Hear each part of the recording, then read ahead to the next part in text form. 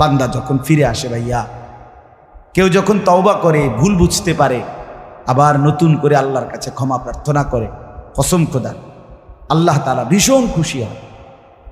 হাদিসে আছে আল্লাহর কোনো বান্দা যখন তওবা করে, আল্লাহ তখন ফেরেশতাদেরকে বলে, আমার ফেরেশতারা 7 আসমান আর জান্নাত সাজিয়ে দাও। ফেরেশতারা জান্নাত সাজায়, আসমান সাজায়। ফেরেশতারা ডেকে বলে, রব্বুল আলামিন কি হলো যে কারণে আসমান সাজাইলেন, জান্নাত সাজাইলেন?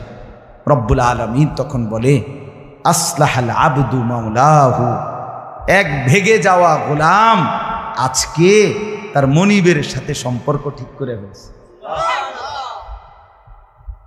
আল্লাহ আল্লাহ বলে, আমার এক গোলাম আমার থেকে ভাইগে গেছিল রে, অনেক দিন ওই আমারে সেজদা দেয় নাই, আজকে দিছে। অনেক দিন সে আমারে ডাকে নাই, আমি খুব কষ্ট পাচ্ছিলাম। আমার বান্দা আমার হাতে গড়া, আমার দেওয়া নাক, চোখ, কান, আমার দেওয়া জবান, আমার দেওয়া জিহ্বা, আমার গড়া বান্দা আমারে ভুলে আমার থেকে ছুটে গেছে। আজ আমার সেই ভেগে যাওয়া বান্দা আমার কাছে ফিরে আসছে।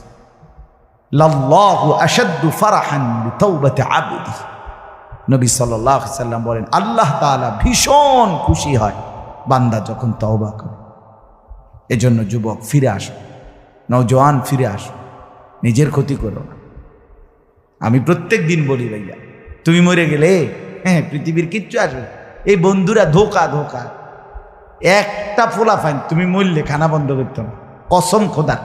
তুমি লিখ কেন, তোমার একটা ফ্রেন্ড এক লগে যেটি বইয়ে বইয়ে বিড়ি খায়, তোমার লগে গাঞ্জা খায়, ফুটটা খায়, বাবা খায়, মদখোর, গাঁজাখোর, একসাথে বইয়া উলঙ্গ ছবি দেখো, ওই জানোয়ারে জিজ্ঞেস করো বলে, আমি মরলে আমার ঠ্যাংটা ভাঙলে তুই একবেলা খানা বন্ধ রাখবি।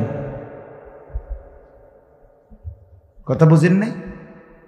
ধোকা ধোকা, এগুলো ধোকা। ওরা কেউ থামবে না।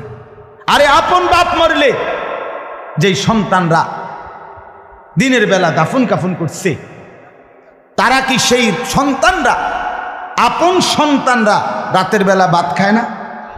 কথা বলেন না কেন? পাশের ঘর থেকে খানা রাইন্দা ইয়ে আরো বেশি খায়, আরো একটু গোস্ত লাও, যেই কান্দাটা তুমি কাঁদছো আজগা। কি ভাইয়া?